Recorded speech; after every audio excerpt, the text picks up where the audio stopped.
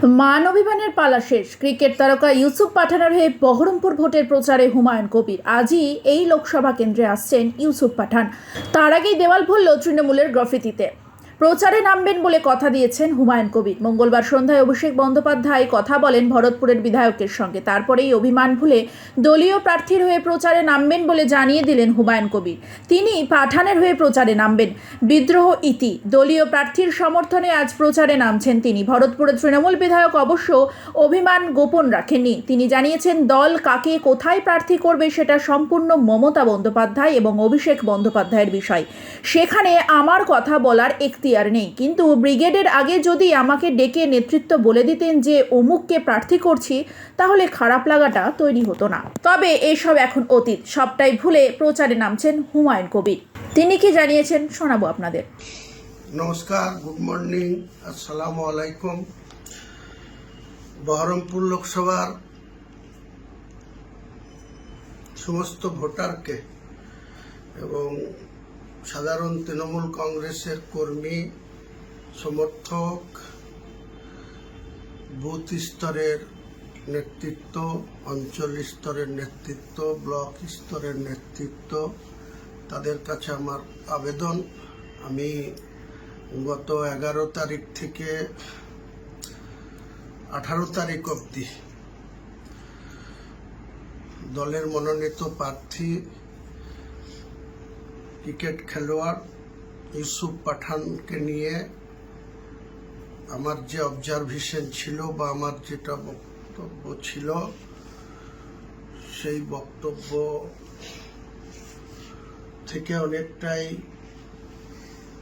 আমি নেতৃত্বের প্রতি আস্থা রাখতে গিয়ে আমাকে সরে আসতে হয়েছে।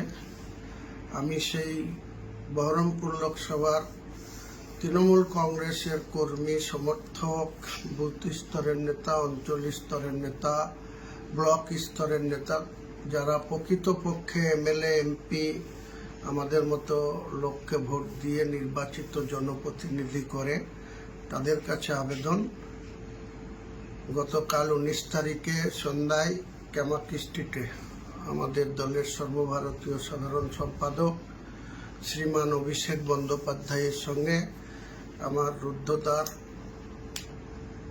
আলোচনা বা নেতৃত্বের প্রতি আমি আস্থা ভরসা রাখছি এবং অভিষেক বন্দ্যোপাধ্যায়কেই নেতা মেনে তার ঘোষিত প্রার্থীকেই আপনাদের কাছে ভোট দেওয়ার আবেদন করছি বা ইউসুফ পাঠানকেই সমর্থন করছি। আমি বিশেষ কাজে কলকাতায় আছি, দুদিনের জন্য দিল্লি যাব।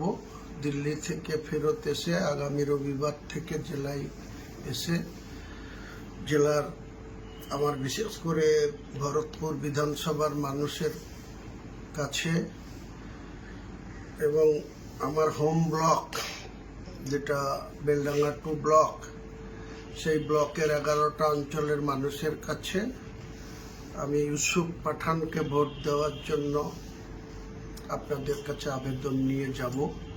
ঘরে ঘরে যাব, মানুষের কাছে যাব।